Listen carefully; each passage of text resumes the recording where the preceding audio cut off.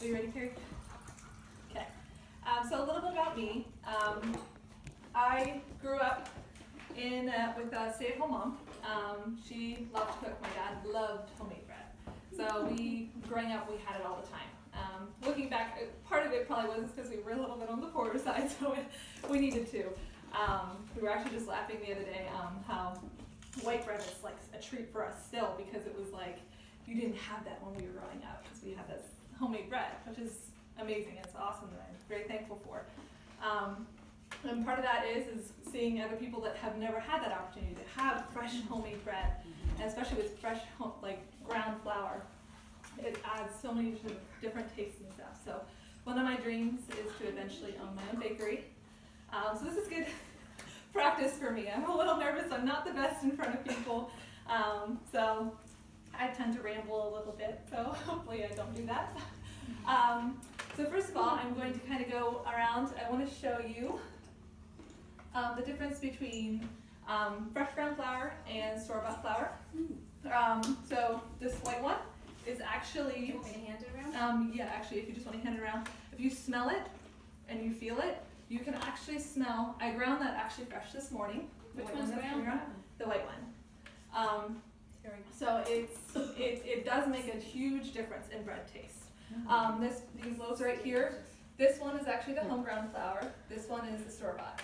The store-bought does have nicer color and stuff like that, and it actually, whenever you knead it and you make it and process it, it's actually harder to process, because as you're grinding the flour, everything interacts a little bit differently. It's aging, it starts aging, and it starts that fermentation process earlier. So whenever you have that fermentation process starting earlier, you lose some of that taste, some of that freshness, but you also gain more fermentation. So like whenever you're processing it, that process is already started. And I'll explain a little bit about that as I make the flour or make the bread dough and stuff. So we'll go from there. And if you guys wanted to see these are the wheat berries. You can come up and look at this later. So I'm going to start. Bread is made up of you need 4 ingredients: flour, water, yeast, and salt. Flour is actually 10 to 15% proteins. It's called, I'm going to have to read a lot of this because I don't know this by memory yet, glutenines and gliadines, which are huge molecules built up of lots of amino acids, collectively called gluten, and we all know that term. The flour actually does not start interacting until you add flour, which kind of makes sense with the grinding. As you grind it, more moisture gets into the flour and stuff, so it starts that fermentation process. So the proteins in the flour don't do anything until you add water. The proteins line up with each other and interact. They form hydrogen bonds.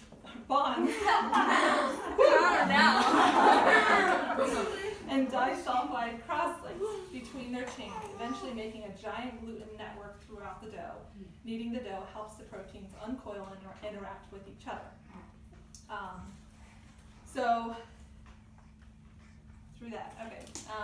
And then yeast, as you combine that with that, yeast uses ethanol fermentation to get energy from the sugars in the flour. And that's where yeast needs sugar to survive. So the sugars in the flour is what feeds the yeast. So ethanol fermentation kind of breaks down into, it uses amylase to break down the starch in the flour into maltose, then using maltase to break down maltose into glucose. It's a lot of terminology and stuff. I was a little confused when I started reading it, but and then glucose then gives the yeast the energy it needs to live on and produces alcohol and carbon dioxide as waste. It was kind of funny. I was reading somebody else's notes and they said it's pretty much like belching, so you read it belching. And that's what creates the air packed pockets and creates that stuff. Then baking the bread actually kills the yeast and sets the air pockets. It also evaporates any alcohol that was produced. So you can't get drunk off of bread. The sugar produced during that process is also, it can do other chemical reactions during baking. which is called, one of them is called a Maillard reaction. It's between the sugar and amino acids that happens really fast at above 284 degrees. So when you bake it, it adds flavor to the bread, and it actually helps create that brown crust. The fourth ingredient there is salt, and that actually helps strengthen the gluten network. It makes it more elastic, and it adds flavor. You can definitely taste bread that does not have salt in it. That's one of my hard things, because salt, they actually say will interact with yeast, and it can actually kill the yeast. So that's something that you want to add last. And so I'm going to actually make a challah loaf, which is these two breads here. I made these earlier. I have one rising back here that I will show you after that because it takes about 10 minutes. So first of all, I love my glass. We do a lot of stuff in glass. It cleans better. It just feels a lot better and stuff like that. It does tend to break, but it's get a new one. So yeast, for a normal yeast bread, you need to proof it. One of the nice things about these measuring cups, I like whenever it has two lines, so it has two measurements and stuff like that, so you don't actually have to set it down to measure it. So you can measure it and just kind of line it up with the two lines. How did I And never it know does that? like that. So I have it's one of nice. those. So I'm going to start with that. How warm did you make that milk with that water? I do lukewarm. There is a temperature setting that they recommend, but you just don't want it to be too hot because it will actually kill the yeast, and you don't want it to be too cold because it'll take a lot longer to proof. So the reason why you want to proof yeast is because if it's not active, if your yeast is dead, if somehow it got heated up or it got too cold or something like that in whatever process, you just wasted all that flour, the time, the kneading and stuff like that, because you don't realize until you set your bread back there to proof that your yeast is not working. So there's different processes that you can do with it that it'll, they say you can add like little sugars and stuff like that. Challah bread, because you don't need to add sugar to a bread for it to work. Challah is a little bit of a sweeter bread, so we add sugar. One of my secrets for my challah bread, and I forgot to bring honey, is I add a teaspoon of honey as well. There's some honey back there. You put it on the counter if you want it. It should be fine. I'll do this. One of my other passions is wood. I love wood things just because it just feels more authentic. And there's some issues with metal. Some people say that it does affect bread. I have never had that problem. I actually, in winter, I like to rise my bread in metal because it retains heat more. My bowl back there that I have bread in right now is a glass bowl, but I have it on top of the oven, which is on right now, so that heat does help. We were actually talking about our sourdough starter with somebody on the way down here. We stopped at a cafe, and he was explaining, he's like, yeah, during the winter I had to redo my whole entire bread making process because it was like I'm so used to this time schedule, and all of a sudden it didn't work because it's colder in the air. Everything interacts with heat. Yeast is a big advocate of heat. So we're actually going to let that sit for 10 minutes, and then I'm going to, let me look at my list here. Okay, so yeast was this was actually really interesting. I just found this out today. Actually, when I was driving down, Andrea drove me down, so I was able to kind of collect my thoughts a little bit more and kind of come up with a couple little things and stuff, which I really appreciate. Yeast was actually first introduced as a substitute for sourdough at the court of Louis XIV of France in March 1668. Scientists at the time knew it would harm public health by reducing digestibility and nutritional value of bread, which is proven now. And it initially was rejected, but the idea slowly took hold because of the convenience and the speed. Sourdough, you usually make the night before, let it rise all the way overnight, and then it has a double rise. So then in the morning you punch it down, and I have two back here that they're supposed to rise for about 2 hours before you put them in the oven. So that's a long process to be making bread. The challah back there, this one I actually mixed up this morning, came down here, baked it in the oven, and now I have another one that will probably be ready to go in the oven in about 15-20 minutes. So it does speed up the process. But as I'll go into with sourdough, it actually is not that great for you. So I'm going to go through sourdough. So normally, I have a jar. This is a lot of sourdough starter. I made a lot to be able to share and be able to do different things, but so this is not normal. But I mean, so sourdough starter, actually there's a couple different ways you can do it. Sourdough starter can be more liquidy. This you can see is very liquidy. I like mine a little bit more liquidy. It adds, somebody told me that it actually makes it more sour. I love that sourdough taste and sour, or sour taste and sourdough.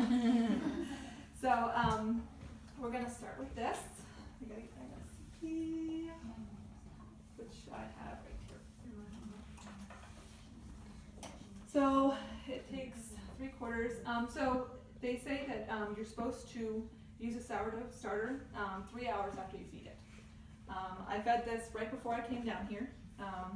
It's whenever it's at the height of its fermentation process.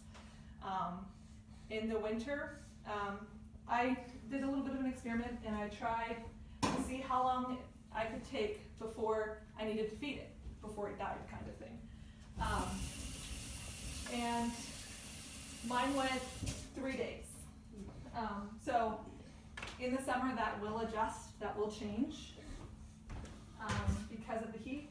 Sourdough is very much yeast, so it affects, heat affects it. And then, so I need to add 1/4. Are there any questions? So you always use hot water with all of it? Like warm water? This is what I use lukewarm. It just speeds up the fermentation process to be able to do this stuff. A lot of it is sitting. A lot of bread is just sitting and stuff. So you want to get it as warm as you possibly can, but you obviously don't want to kill the yeast because it is sitting for a long time. In the winter, I tend to make my water a little bit warmer than I do in the summer, just because it's sitting there as long as it cools down. Now, how long does your starter last? Like how long? You said 3 days? It Like will that die bowl right if I there. don't feed it. So Okay. it actually, a sourdough starter is usually in a glass jar. And So for somebody that's never made bread before, can you like kind of, what do you mean by feed it? feed it. I'm going to go through that a little bit. Through the glass jar. I wish I had a glass jar with me. I was on my way down here and we're in the midst of moving. So I had all of our jars moved over and we were going to stop on the way and then we ended up driving it past. Do you need a glass jar? No, it should be fine. I needed it for another time, but once it's fed, it's fine.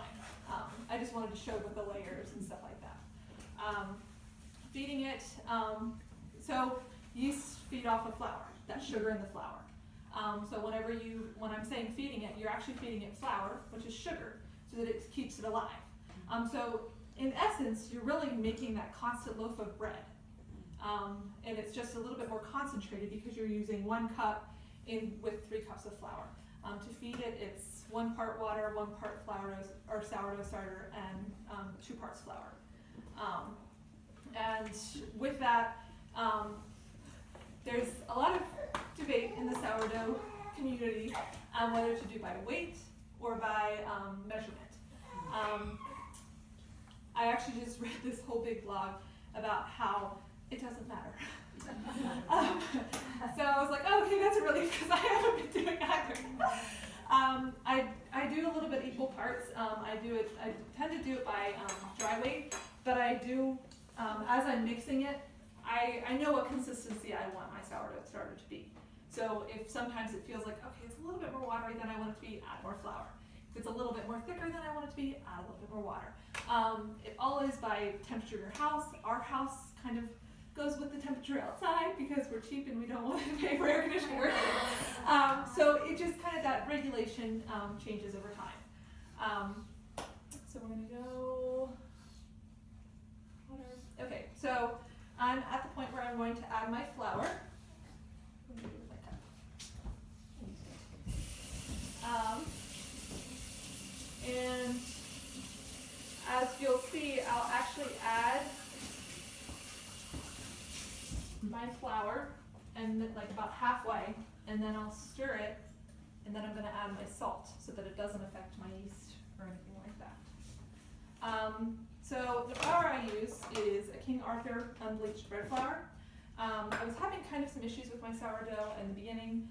It just wasn't quite getting as elastic and as I wanted it to. Elastic being like it doesn't stretch as much, and whenever I need it, it wasn't forming the way I wanted it to. And I did some research on it, and they said that you actually are supposed to use bread flour with sourdough when you're making sourdough because it has a higher protein content. And if you look on here, there's an all-purpose that the protein count is 11.7, and this protein count on the bread flour is 12.7. So that little bit of a percentage difference does make a difference. I've noticed it in my flour, or my sourdough bread. I do feed my sourdough with an all-purpose flour just because it's lighter. So, bread, whenever you look up recipes, they have measurements. Bread is also very touchy about altitudes. When I was in Montana, I had all these amazing recipes, and it was so exciting and so cool. And I came home, and none of them worked. And I found out that Montana was a higher altitude than I was. So I had to adjust all my recipes.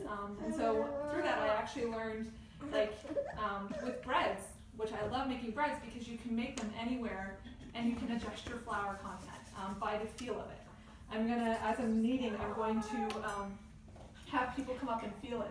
That's one of the most exciting parts to me in bread making, is whenever there's a moment with bread that is kind of like, oh, it's kind of like a little bit all kind of everywhere, and then all of a sudden it's just boom, it's all together, it's this beautiful little bundle, and it's exciting. I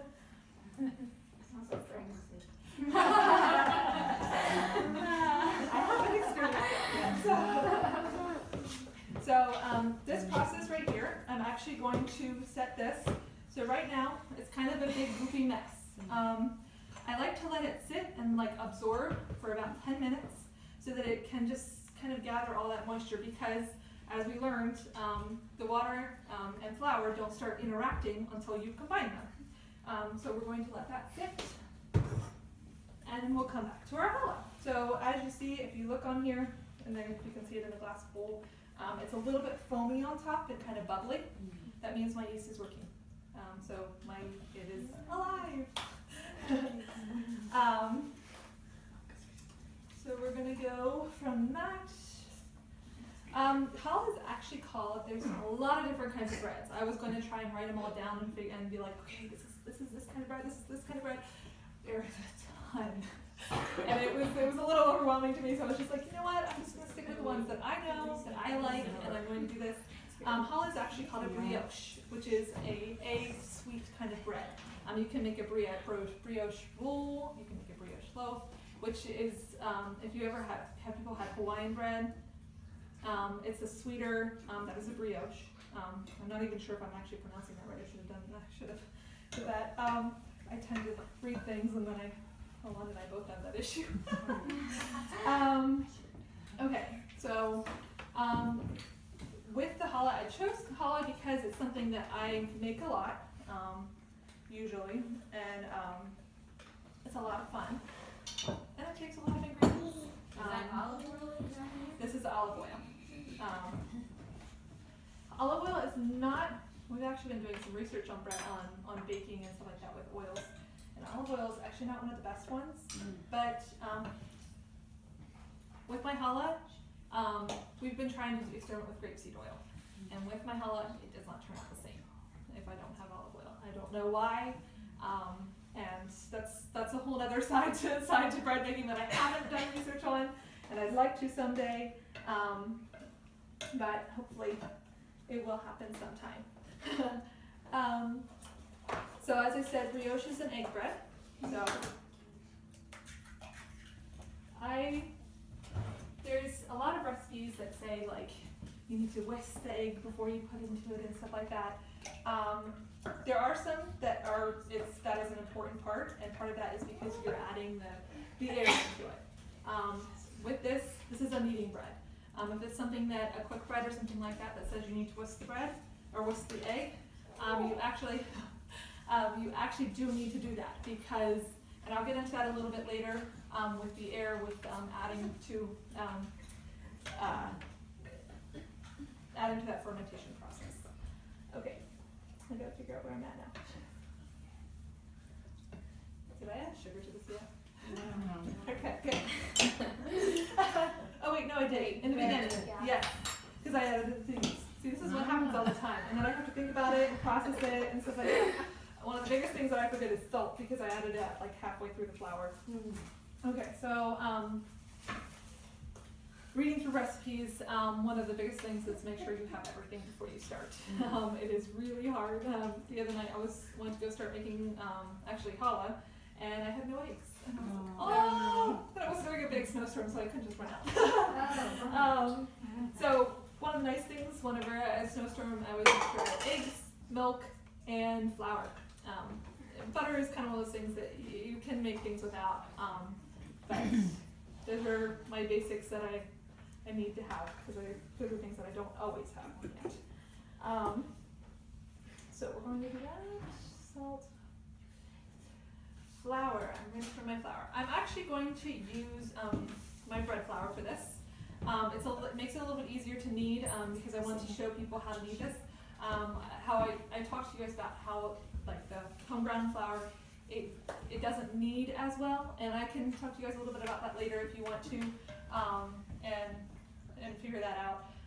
It takes a lot more. As you're kneading the bread, I'll show you that you're constantly adding flour. And there's a moment where it's like you don't want to add any more flour because it actually can make the bread dry. And home ground flour, it's a lot sooner than you think, but it's a lot later than you think as well. It takes a lot more than you would think, but there's more moisture in it. I don't know how else to describe it. Yeah, that's pretty much it. Okay, so I'm gonna add my flour.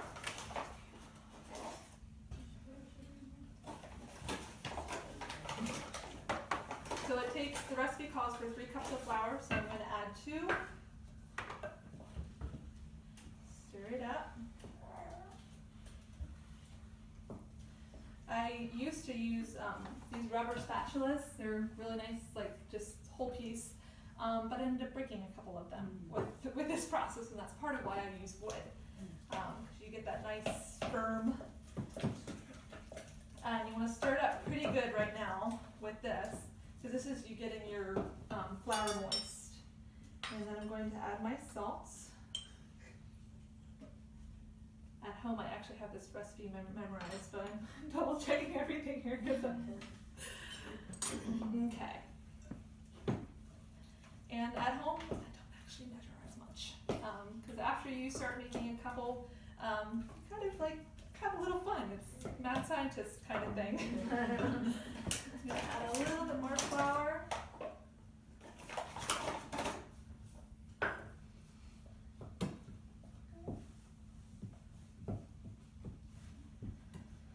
And that looks pretty good. I still have some flour that's unmixed in there, but I'm going to let that sit so that it actually will, and then whenever I knead it, I'll just dump it out onto the table and knead it into it. But at this point, it's just going to be more effort on my part that's not necessary. Okay, so we're going to set this one back here, and we're going to pull this one, my sourdough. And how long do you let that set before you start doing It ranges between 5 to 10 minutes. I just kind of do it how I usually try to go find something to do, fold some laundry or do something else or whatever like that, wash a couple dishes, and then until I kind of like, okay, sounds good. Bread is very forgiving. That's one of the many reasons I like it. You can adjust things and stuff like that, but if you look at this, before it was kind of goopy, now it's more stringy than it was before. And part of that is the flour is it's the yeast and the flour are mixing and reacting already.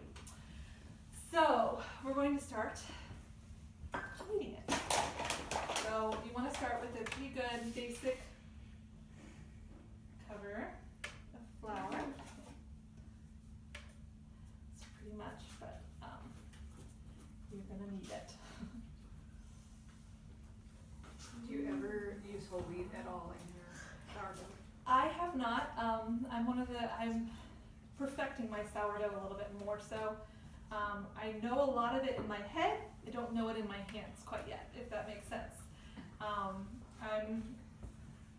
I've had a couple of my loaves that have just been like, they're perfect, and like, yay! And then the next loaf is a catastrophe. So this is one of the things where I was like, I don't even know if I want to teach the class on this because it's a little scary because I really don't know all that I should know, I feel like. But again, it's everything is a learning process.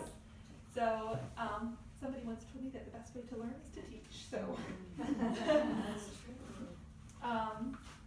and I'm actually going to save. So I mean, I still have a couple little pieces of dough in there and stuff. I'm going to leave them in there, and it should be fine. What I actually do is I will put it back into the same bowl that I mixed it in the beginning. Excuse me, Charity, do you want to move the bowl so we Yes, can sorry. So it's kind of a, We can stand if we can't slimy see, mess. right? If Yeah. anybody needs to, that's fine. you wanna, So it's kind of a, just kind of mess. If somebody wants to come up and feel it, it's kind of fun to feel it through the process, and then I'll keep kneading it. If you want to come up and just sure, kind of, let's go feel the dough. You can wash this your is hands. the fun part of bread. Charity, wash your hands first, that way Kelly's we question. You could do, I'm sorry, you could do whole wheat if you wanted to? How it works. We're more experienced, or does it never work with sourdough? It does. So what they actually recommend is having a whole wheat starter. So it's actually a little bit different. There's rye starters, there's whole wheat starters, there's white flour starters. Those are the three that are most popular. I can make this starter. You can make this white starter into a whole wheat starter. When I first started, I tried to do whole wheat because that's what I'm used to. I do everything with whole wheat. And then what happened was it didn't quite get as bubbly. Like it didn't get those big air pockets, and it was just kind of a smooth, really smooth dough. Okay. So it's just kind of, it's not a dough. It's more just kind of this mass. It's one of that. One to make slime, so I'm like, we're gonna make this. There you go. And it's like, it is fun. I remember as a child, like it was fun to like dig in mom's elbow and stuff like that. Here you go, honey, we can make slime.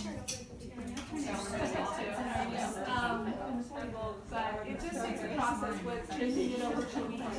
So it's just a little bit different because the guy that I actually talked to, he was a cafe. He used to work with Andrea, and he actually, he said that whenever his sourdough starter looks a little sluggish, he'll actually add a teaspoon of whole wheat. Yeah, go for it. He'll actually add a teaspoon of whole wheat. He loves it, he said. And I'm like, okay, that makes sense. It's just adding like something a little bit different, adding this different. But if you change it to keto, right, you have to do it gradually. So you add like half wheat, half white, and you kind of do that for a couple times until it's used to that, and then you just keep changing it over. The same with rye, with the rye flour. Does anybody else want to feel it? I'm going to keep kneading it. Is it true that the whole wheat punctures the bubbles? Someone was just telling me that. I don't think I've ever heard that. This is actually, I grew up everything with whole wheat flour, fresh ground, and then even if we would buy flour, it was always whole wheat. We hardly ever had white. I was doing some research actually, and they said that a lot of whole wheat flour, unless it's specified, is actually white flour that's dyed with caramel coloring, which is actually a GMO product. So you actually have to be really careful with buying wheat flour, bread or flour, and stuff, because it just, I mean, it's not, in our nation, GMOs do not have to be labeled or anything like that yet. But that's one thing. How can you tell if you look at the ingredients? A lot of it is you have to look back at the company.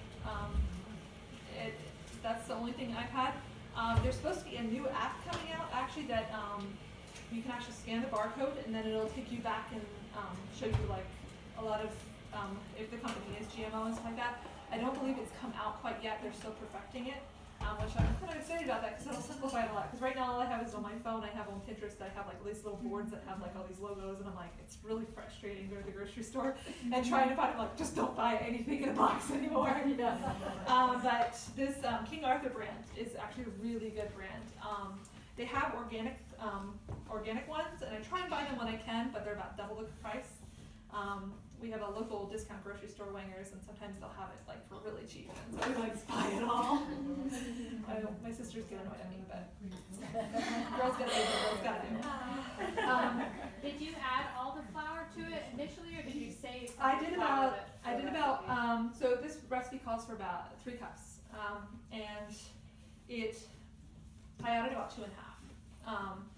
So it, like I said, like it's all in the touch of like when you feel it needs to add more flour. It's coming together pretty well here. Do you go by stickiness? You do and you don't, because you're constantly moving bread dough around. So people knead bread differently. I don't know how my process started. Apparently I'm different than a lot of other bakers. When I went out to Montana, the guy was like, I've never seen anybody knead like that. I tend to fold, punch, and I use the heel of my hand. That's what the directions tell you. Yeah, but it's like I use my other hand to just guide it. Okay. And I've rolled full, and then that's what I tend to do. Every once in a while, I kind of revert because somebody taught me that like you use both hands, Yeah. and then you fold both hands. Yeah. But if I'm doing it really quick and like just so, it's a great stress reliever.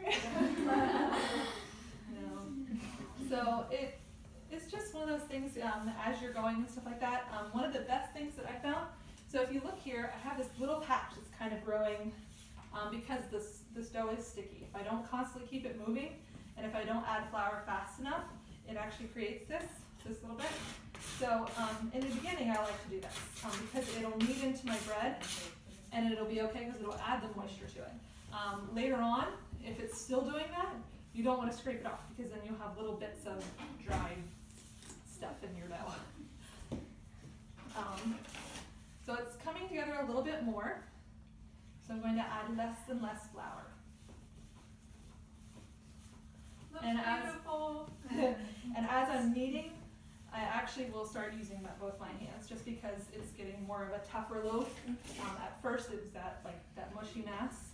If somebody wants to, if you guys want to come up and feel it again, you can feel it again. It's coming together a little bit more. Erica, right? If you guys want to come, if you guys want to feel it. And it's coming together a little bit more. It's not quite to the point that it's the elastic. Somebody did teach me. Has anybody ever heard of the gluten window test?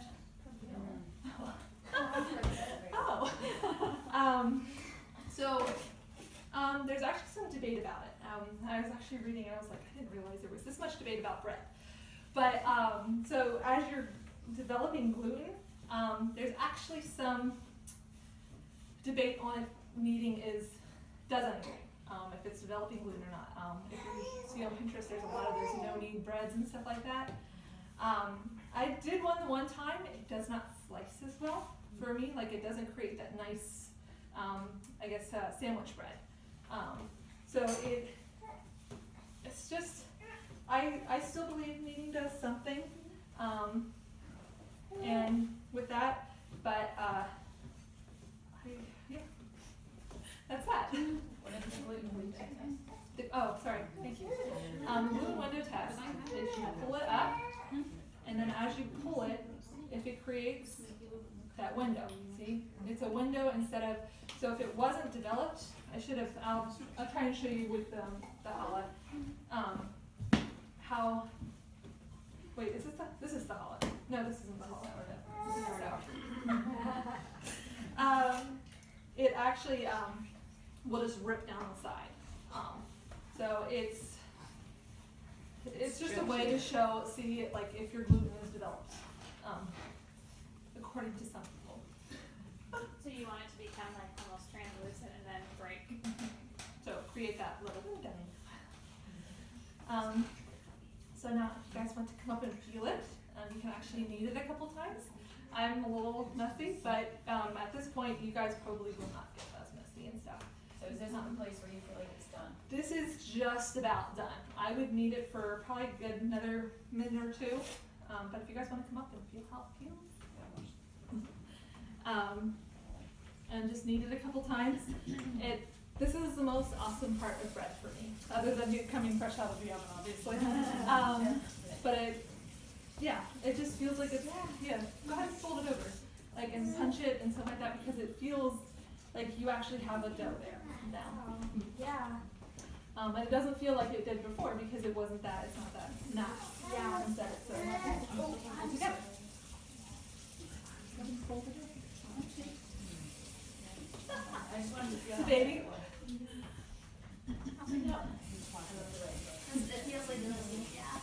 Yeah, actually, it was kind of funny. I was reading, it said, bread is done whenever it feels like a baby's bottom. So, I just said it has a life of its own. oh, sorry, Karen. Definitely alive. Yeah. So what's your thoughts on like gluten and homemade bread? You know how like people can be reactive to store-bought gluten bread? Actually, they did some research on sourdough, because it has bacteria and yeast in it, and it has so many yeast in it, it breaks down all that flour. They actually think that celiac people, some celiacs can actually eat sourdough bread, depending on if it's made properly, with the proper fermentation process and going through everything and stuff. So it was really interesting with that, because I mean this is a man-made product. It's one kind of yeast. Actually, that was something really interesting. Here, let me try and find my fact here. There's approximately 1,500 strains of wild yeast that have been named and classified by scientists. They estimate that's only 1% of the total number of yeasts in the world. Wow. Like that's crazy. So the sourdough starter is a mixture of wild yeast and bacteria.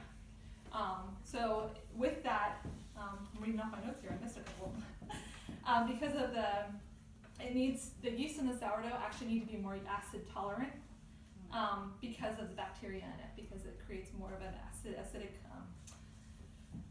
environment for it. Let me see here. So, and I mean, that goes back to whenever, that scientists believed that it was going to harm digestibility and nutritional value of bread, whenever they started with that.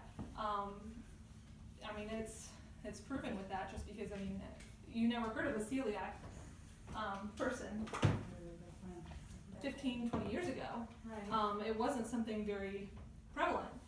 So what makes the sourdough, you said, more nutritional? What makes it more nutritious? Because it's got so many yeasts in it, and the bacteria. It actually breaks down. So the science behind that, let me find my thing on that. Where is this? I think you told me that a lot of the breads just have one strain of yeast, right? But because there's Yes. such a variety, Yeah. that That's actually makes part it of a lot healthier and bring. Yeah, okay, here I found it. So naturally leavened breads, which is sourdough, helps the body absorb cereal grain nutrients. So it's that grains and stuff like that. It's phytic acid in it, which blocks mineral absorption and can trigger gastric distress. It actually eats that. So in the process and stuff like that, it actually. So normal yeast feeds off of glucose. Sourdough actually does not feed off of glucose. It has, so I'm just going to read this because I was trying to figure out how to word it. And so they metabolize sugar differently. The wild yeast cannot break down maltose, which is what turns into glucose eventually, but the bacteria can in this sourdough. And because maltosis is two glucose molecules joined together, it produces food for both the bacteria and the yeast. So as the bacteria is feeding off of it, it actually will feed the yeast with what's left over from whatever it eats from the maltose. And the bacteria actually can feed off of the dead yeast as well. So it's this combination of the bacteria and yeast working together, and I think that's part of why if you just have that yeast product, you're having all of this, and I think you have that waste, and then there's dead yeast cells in there as well, and it just is, I mean, it makes sense in some ways, and not in others, but so the ultimate result is the same taste, but it has, it's altered by the bacterial metabolism. So as the bacteria is eating it, it creates that sour taste, which that alcohol and stuff like that in it. So Is it more easily digested sourdough than yeast dough then maybe? So there's some debate about that. So that is actually called a SCOBY as well. If a lot of you guys were there for the kombucha class. In kombucha there's a SCOBY as well. This is a little bit different, obviously. It's with a yeast, or I mean a flour. But it's the same concept. So this right here is full of probiotics. But once you bake it, all those probiotics die. So you are not, it's not necessarily that it's more healthy, it's just that your body can process it better. So that along with that celiac, that it's not that it kills the gluten or gets rid of the gluten, which is what celiacs are, that's what they're allergic to. It actually creates it so that it's better, you can actually, your body can process it better, if that makes sense. Yeah. So now I have a nice little mask here that's fun. If you see I'm constantly moving it in my hands, if I let it sit, it will stick, and it just, yeah, it's not fun. It's already going to be hard enough to clean off my hands. So I put a little bit of olive oil around the edges, and so what I tend to do, you dip it in there, and you flip it, so it's covered on the top, and then you're ready to let it dry. So you actually will let that rise for about 2 hours, and then you split it into loaves. I usually do, out of that recipe, I get 2 loaves. If I try and do one, it doesn't bake properly for some reason. And then you let that sit for another 40 minutes to an hour. And then we're going to bake it. Is that cloth wet? Pardon? Is that cloth wet? That is a wet cloth. So, as I said before, bread loves moisture. So, some people say you need to have saran wrap over top of it. I've been trying to get away from using more plastics, just because with saran wrap, it's a lot of going into landfill, all that stuff. And that's a whole other thing. But so I've found that a wet towel is actually the best way to do it. I do have to be careful though, because if you put it on the oven with a wet towel, it actually can start baking. I did some research actually. They say that you can actually bake bread with steam. It doesn't create, you don't need a dry heat to be able to bake bread. So they were saying that you can use a rice cooker and all that stuff. There's this whole movement on doing it in a, what is it called? Instant pot. Yes, and stuff. And so it's just, in the United States, it's just a brand new concept apparently, and in some other countries it's been like around for years. Yeah. So how I do the sourdough right now, I tried doing it open air pot, like just in the oven and things. It doesn't get a nice crust that you want and stuff, a nice color. Still working on my color a little bit. And I looked up some problems with that. So right now, my oven is at 400 degrees, and I have what's called a Dutch oven in here. It has a lid. You got nice. So our Dutch oven had some issues a little while ago, and so I had to clean it out and put some olive oil in it, and so that steam is actually olive oil steaming off. So I actually sliced the top. This is actually called scoring. There's actually tools for it. I haven't quite gotten my tool yet. You're gonna place it in. I have to do this really quick. I'll explain a little bit later. because you don't want to lose your heat in the oven.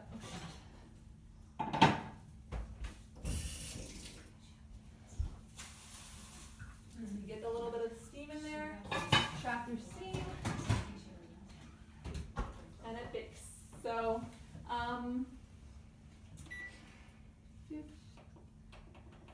that, I'm going to put that in for 13 minutes. At 400? At 400. Sourdough, you bake a little bit higher, and you kind of flash it so that you get that nice high heat. You get a nice crust as well, and that's part of that reason. The lid, if you saw, okay, so I'm going to go back to the scoring.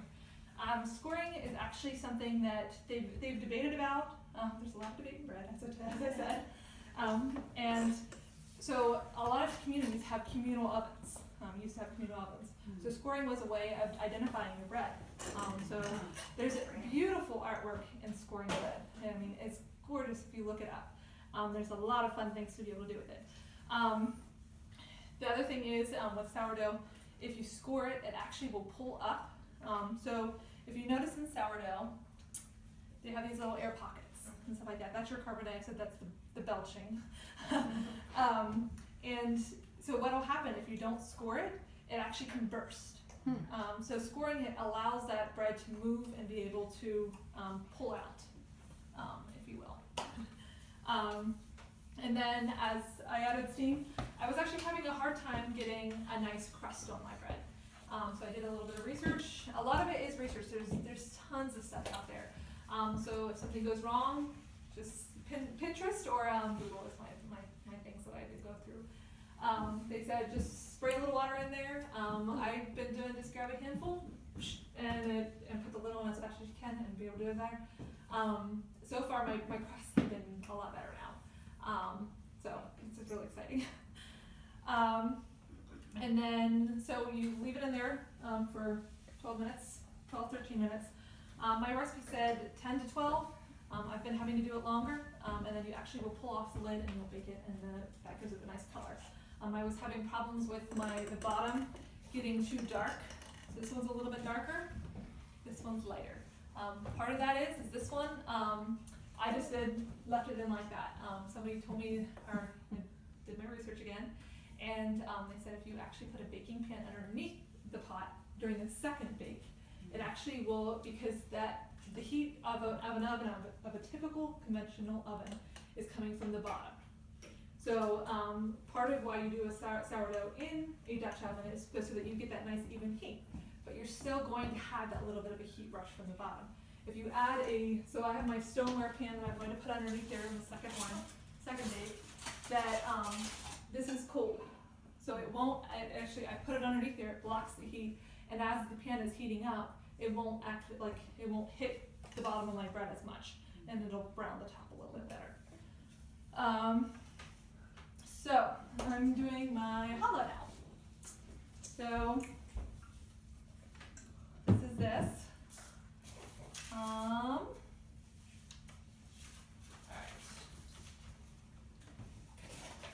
I'm gonna do the exact same process again. So start out with quite a bit of flour on there. I don't know what I did with my thing. There's a spatula right. Oh, good. So my sisters get mad at me because I use a lot of dishes. I tend to do that. Just They because forgive it's you just when like you that. eat it. Yeah, they are very forgiving. I love my sisters. That's a lot. As long as I wash the dishes. Yeah. No. I don't tell you guys all the good things that they do. I just tell you guys when they're mad at me because that's what I do. I'm sorry. Okay. So I'm gonna set that aside because we'll use that for our icing again. And again, it's that same concept. So this is a brioche, an egg bread. It's a little bit more moist. So when you feel it, it actually feels like really light right now compared to the other bread. Because you have a lot more light products in it. You have the egg, you have the olive oil, which will add a little bit more of a lightness to it. So, okay, now I have fun facts to do in between my bread kneading. So bread kneading actually will take probably about 5 to 10 minutes, depending on whatever it is. Most recipes say knead it for 10 minutes. That's usually by machine. So you'd think it would take longer by hand, but it actually doesn't, because I don't know why it is. I think part of it is because you're feeling it folding it. When it's kneading it, it's just going like joop, joop, joop, joop, joop. It's not actually punching it. I don't know. It's the only thing I can come up with. Because the first time I was like, oh my lands, I'm gonna have to do this for 10 minutes. I set my timer and I was like, so it's a little frightening sometimes, but There's also heat from your hands. I don't know if that yeah, has any and effect. there's a whole bunch of things with that, and like I said earlier, there's a huge debate about that, whether kneading is needed. So if you look up here, there's little bits of flour and stuff dough that were from my pot. So as it's more sticky right now, I try and get those in so that I get all of my little goodies. My fun facts. Bread is one of the oldest prepared foods, dating back to the Neolithic times. It said 10,000 years ago, but so it's really old. We'll just put it that way. Yeah. So breaking to get bread together is actually a universal sign of peace. I think we all kind of knew that, but it was kind of interesting that it's universal. It's not something that's just in our area. Yeah. Tradition has it that whoever eats the last piece of bread has to kiss the cook. But that's one thing. I feel like a lot of times in our culture, nobody wants to take the last piece of anything. So maybe that's why. Then there was something to add. Okay. So I was just thinking about Melchizedek brought bread and wine. Yeah. And he's the priest of righteousness, or Yeah. even peace is in his name, Melchizedek. That's cool. Bread is a lot in scripture, actually. I was gonna look it up and figure out and have a bunch of that in my fun facts, but I didn't get that far. Ancient Greeks made over 80 types of bread in 2,500 BC. So there's already over 80 types of bread for that. And this was actually kind of interesting. You guys know pumpernickel bread, right? Napoleon was actually where that came, who coined that term, I guess, if you want to call it that. He was asking for a loaf of dark rye bread for his horse, which he said, pain pour Nicole, which means bread for Nicole. And so to Germanic ears, it sounded like pumpernickel. So it's just a dark rye bread. So it was fun. Scandinavian tradition is if a boy and girl eat from the same loaf, they are bound to fall in love. And then this Okay, is girls, actually carry your bread around. oh my. Ooh. Everybody knows what a baker's dozen is. It's 13, right? So bakers used to be fined if their loaves were underweight. So they would add an extra loaf to every dozen just to be sure, and that's where the baker's dozen came from. It takes 9 seconds for a combine to harvest enough wheat to make 70 loaves of bread. Wow. That's crazy. I was reading somewhere about how there's so many people that are feed the world, like there's famine all throughout the world, that that's why Monsanto did all of his stuff. And it's actually, there's enough food in the world to feed everybody. It's just, it's not distributed enough, which I thought that was interesting, that it's like 9 seconds for a combine to harvest enough wheat for 70 loaves of bread. Has everybody heard this saying, the best thing since sliced bread?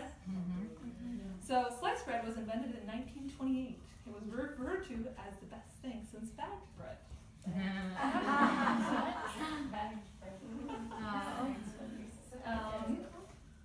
And soft breadcrumbs used to be used to erase pencil marks on fully mention of the eraser. So, What was that? Wait, what was that again? soft breadcrumbs So like underneath the crust, the soft stuff, it used to be used to erase pencil marks, like whenever you were writing, until the invention of erasers. Wow. So I think my bread is about done kneading. It's getting that nice elastic. You can do my window test. This doesn't always work with brioches just because it's that soft. It still worked, but it's a little bit higher than it was with the sourdough. The window test is not one of my favorites just because it just doesn't, it's not as good as me feeling it with my hands that it's done. And part of that comes with practice and being able to say, okay, this is done. And I think bread making is very much a heart thing. I get flour out of myself. You feel it whenever it is, and that's part of the reason why I love it so much, because it's an art form. Could I feel that? Yes, come up and feel it if you want. And then I'm gonna do the same thing with an olive oil. If anybody else wants to come up and feel it, that's fine. I can see it. It would be sticky if you touched it too much. If you just Yeah. held it. Yeah. So this is egg bread actually does not stick as much as sourdough. Part of that is with sourdough you want it to be a little bit more moist with that, so that it's the way it is. There's probably science behind that. I'm like, so you get that nice oil coverage, and we get the dry. All right, so there's that. And then I actually made this a little while ago. So this is what it looks like in about 2 hours time. Wow. It's beautiful. It's so exciting whenever you see that final product of just like, yeah. So, what was that? So challah, I actually spoke.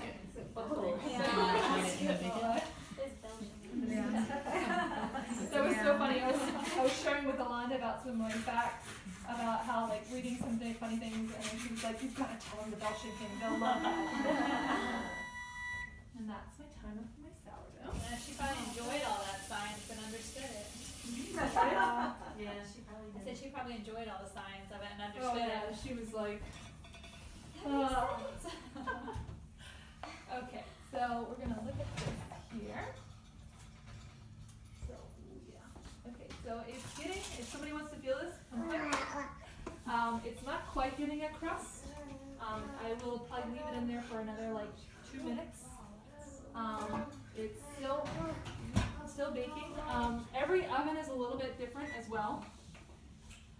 So it all depends. One of the hardest things whenever I went out to Montana to bake and then coming back was learning different oven types. So there's different. Your oven all have different temperatures. It's slightly different. You get 2 seconds, honey. How do I do it? There. There you go. Okay. So every single recipe is going to react differently in an oven. It's going to bake for a different amount of time, and everything like that. So it's all and that's why there's this science aspect, but there's also this feeling time where it's just like one of my biggest critiques when I was out in Montana was the chef had actually minored in pastry, and so it was awesome to be able to learn from him. He wasn't super passionate about it, but he was a teacher at heart, is really what he was. And I was so thankful for that because he gave me a lot of constructive criticism when it was just like, he said, you need to work on your timing and feeling the time. Not necessarily putting in the timer, but knowing, okay, this needs 1 minute, this needs 2 minutes, this needs a little bit like, oh, I did this too much. And part of that is trial and error. Okay, so we've got this nice rice, and it all comes out so lovely. And then,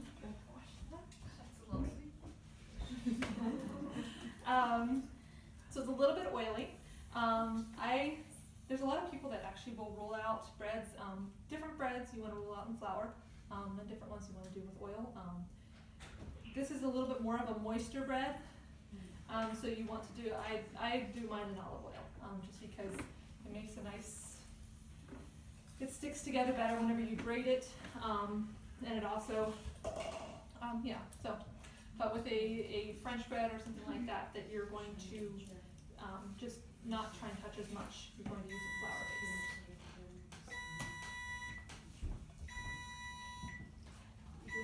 Hi, Teresa.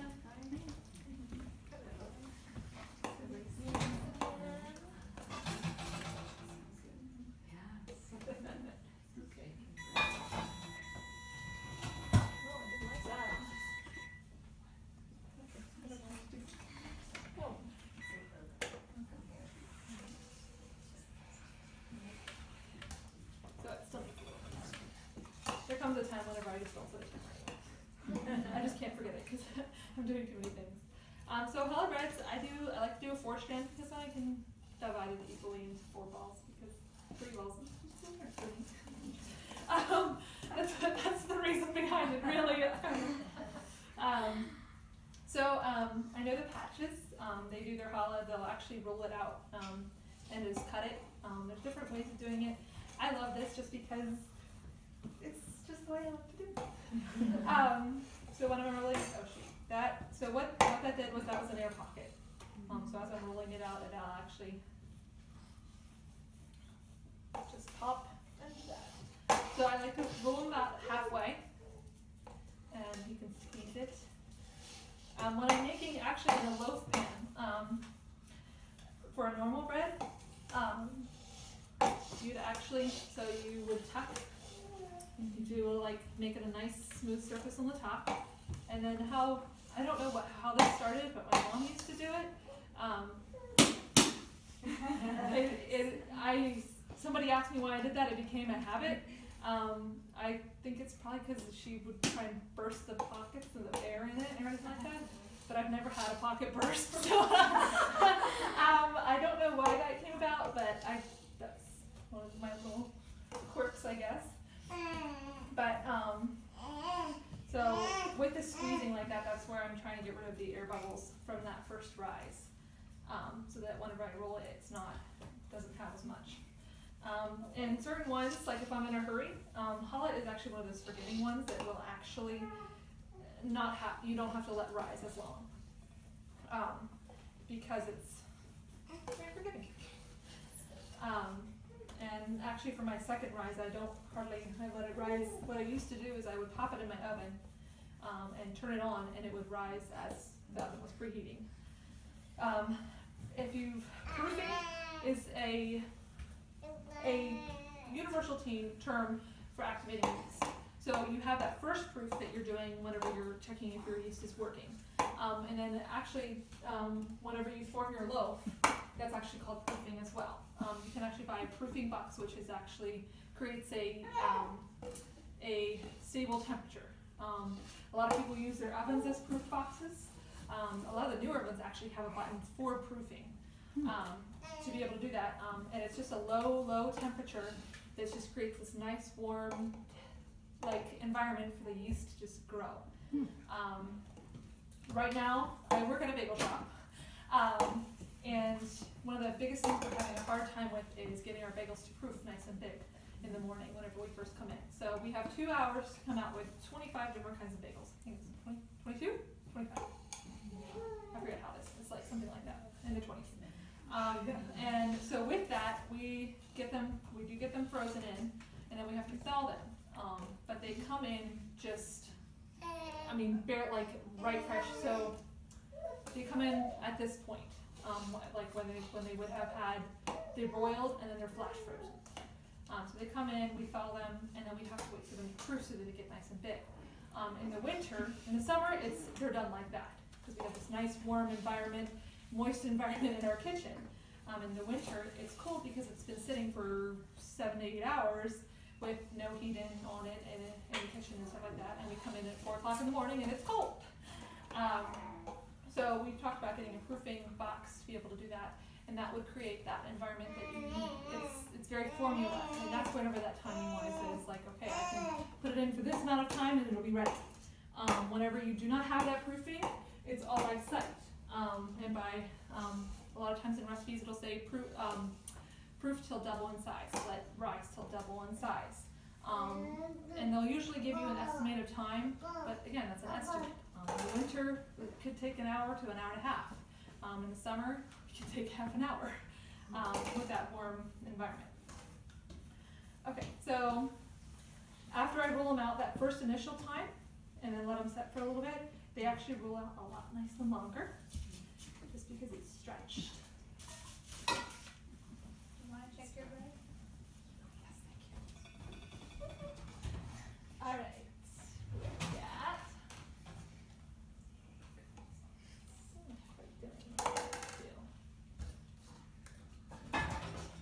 So in my oven at home, at this point it would be like I would be taking the lid off, but for some reason, well, every oven is different. Yeah, mine's So- not used very often. And that doesn't always have anything to do with it, it's just different temperatures, where the temperature's coming from, and stuff like that. It feels like this is more of in our oven, I know our oven, our heat comes from the bottom. It all comes from the bottom. This is an electric stove, so it actually, I think, a lot of electric ones actually will have it on both the top and the bottom. Mine is a gas at home, so it's all bottom. So that's probably what it is, it's getting that more even heat. So, we'll see if I ruin this or not. How I do my challah is you're braiding it. You just go through.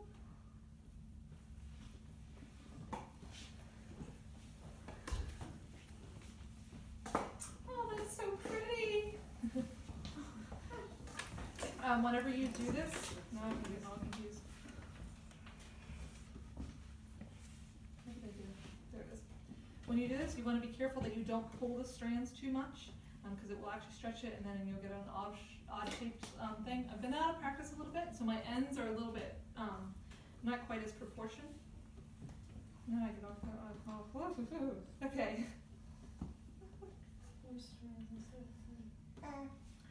So with the four, it's just that it's kind of like a weaving. The one video I watched, she did it from both sides, and she was like, and I'm like, okay, yeah, I'm not doing that. How did I do this now? I don't know what I did there. No.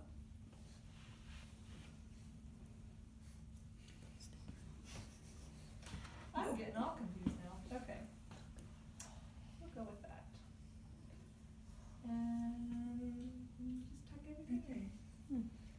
So then you have your nice thing. For a brioche, you tend to do a egg wash over top of it. I'm actually going to use my stone and for my sourdough, so I'm just going to actually set this aside so that I can do that later. Again, bread is very forgiving for challah. It rises very fast. So you can let it set a little bit, and so like this has a nice tight weave. And with that, the more you let it rise, the more it will pull apart the braid. And that might happen with this one, so we might see it.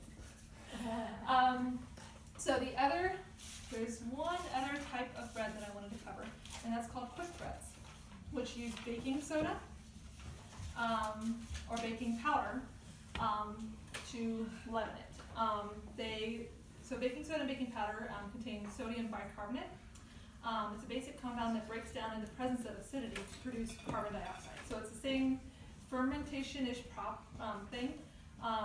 The reason why a lot of breads use baking powder is baking soda only contains sodium bicarbonate, which can actually leave a bitter taste in your mouth if there isn't enough acidity to completely break it down.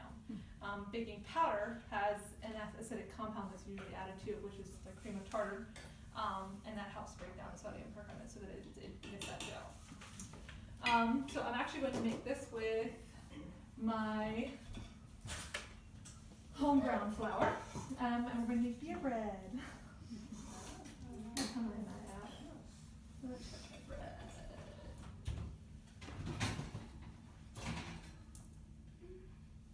Alright, I'm going to call that done. And I'm going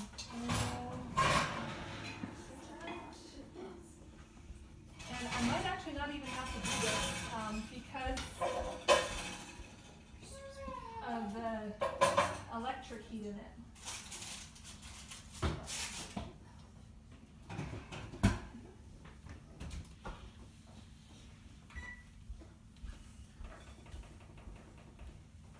I'm only going to put that in for 10 minutes so that it doesn't get too well done. This I'm is not without the familiar lid? with this is without the lid now, so it's gonna get a little bit harder on the outside. Okay, so quick breads, you need to measure your flour, and be more exact. With flours, you need to fluff it in and not pack it. The one girl, the one time I was working with, she was like, you need to pack all your flours, you need to pack all your flours, and I'm like, it's not good. So don't believe anybody that says you have to pack your flour. So 3 1/3 is my guesstimating. Is this considered whole wheat then? This is it's actually a red hard wheat that we grind with the wheat berries. My dad grew spelts the one year, and we still have it. It's been a long time, over 10 years, and we still have it. So I've been slowly using it with different wheats and stuff like that.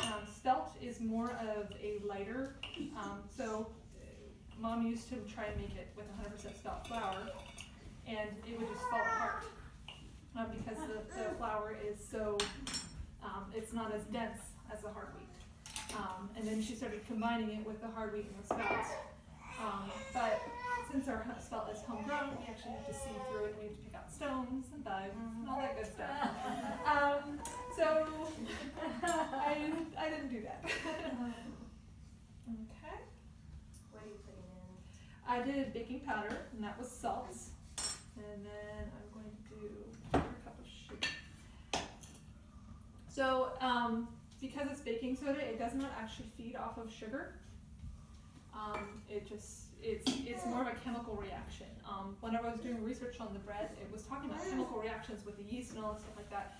But baking soda is more of that chemical reaction, I would consider it. What So- kinds of bread are you making? This is beer bread. Here. Oh, beer bread. Yeah. So you mix all your ingredients. Banana bread, anything like this brioche is the brioche or the babka. This is babka. The babka is, I wouldn't consider it a quick bread. It came up under a quick bread the one time, and it's more of a yeast bread because you do add yeast to that and you're letting it rise and stuff like that. Quick breads are considered, you're mixing it, you're able to put it in a loaf pan, throw it in the oven right away. There's no rising, there's no waiting time period. Hence the term quick bread.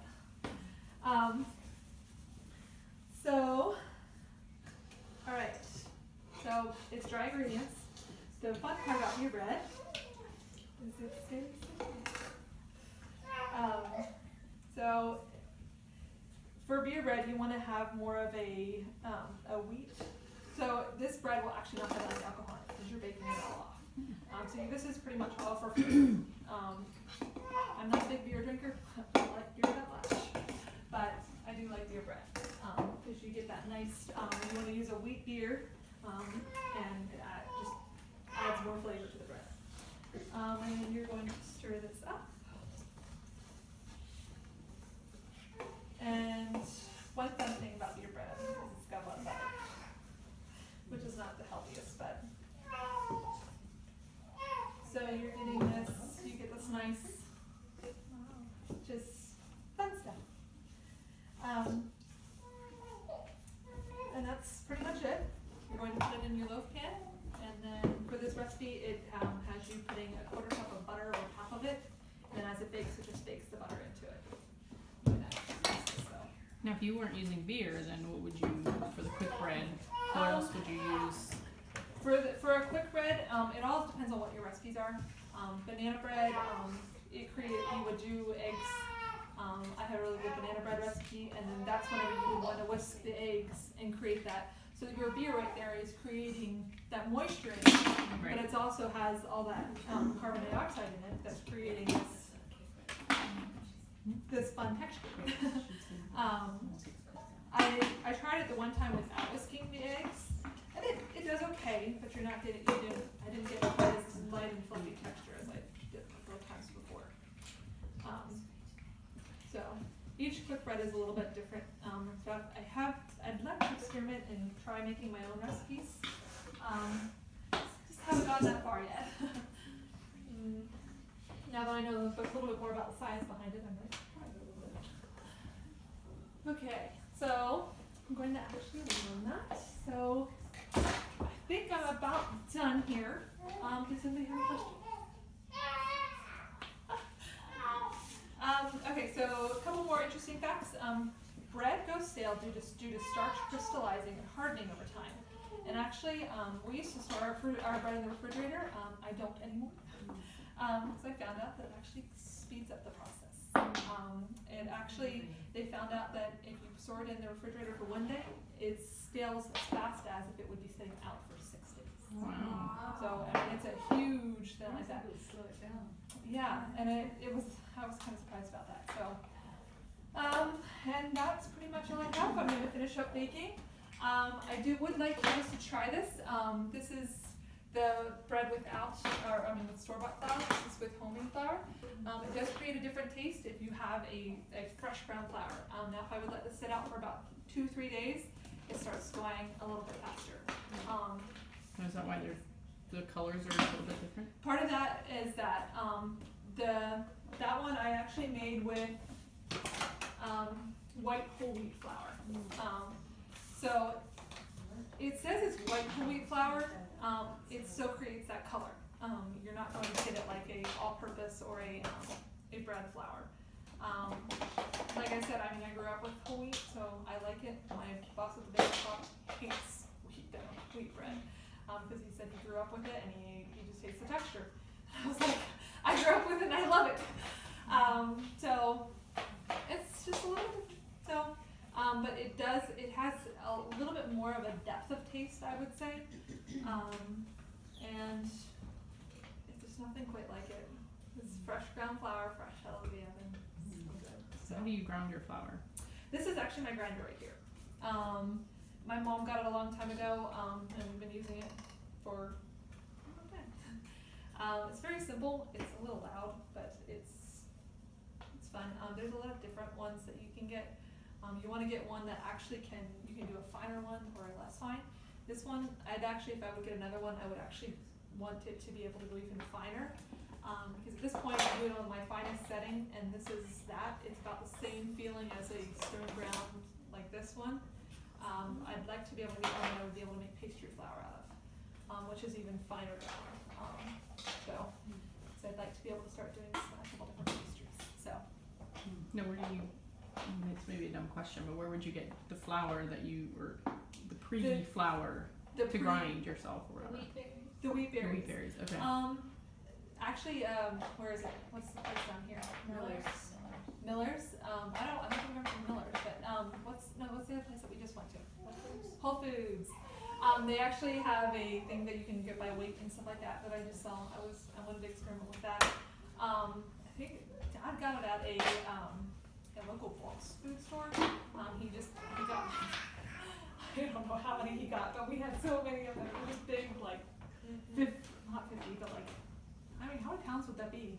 Like A lot. A lot. 50 pounds.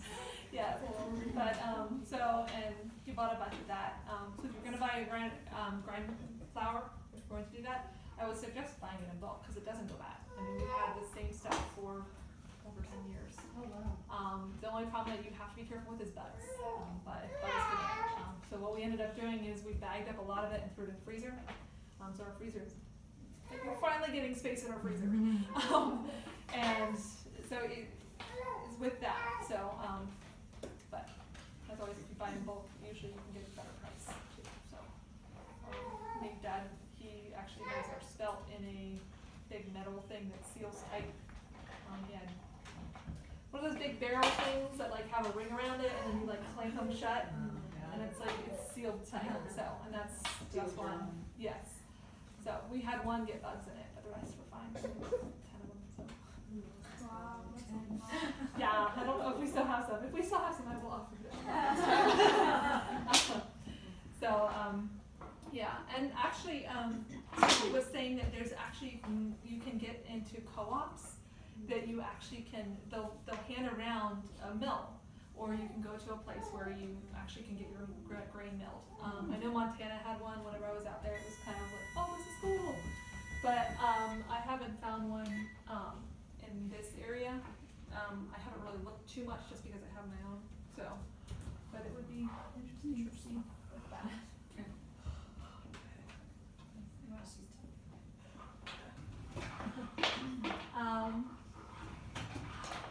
So, yeah. Any other questions? What is this one, this other bread here, or the other? This is, this one, is a babka. It's, you, have a yeast dough and then you roll it out and you layer it with chocolate eventually and you roll it back up into a big, like a jelly roll or cinnamon rolls, how you would do that. And you refrigerate it. It's a lot of refrigerating back and forth, because it's a lot of butter in it. And then you slice it in half and you twist it and like, just twist it and make it that nice fancy stuff. We're gonna cut it open and eat it, so you don't have to look at it all the time. So I have a question about that. Did you say you're finished here, except we're waiting for that to finish in the I oven? think so. And so is it, are you having challenges with that? With the oven? It's taking a little bit longer, than in my oven. And part of that reason I think is because of temperature. So, Because of what? temperature. Professional ovens and stuff like that, they actually get their ovens calibrated probably twice a year. Just because your temperature can change. It's an electronic. If you don't keep it tuned, fine-tuned, it will adjust in temperature. Okay. And that's where a lot of that feeling, touching, knowing, like, and stuff. So I'm hoping I don't ruin the slope. So we'll see. But so probably what it is, and the difference between electric and gas is too, is a big difference. I grew up with gas, and then we went to an electric stove, and my mom struggled so hard with that. I didn't.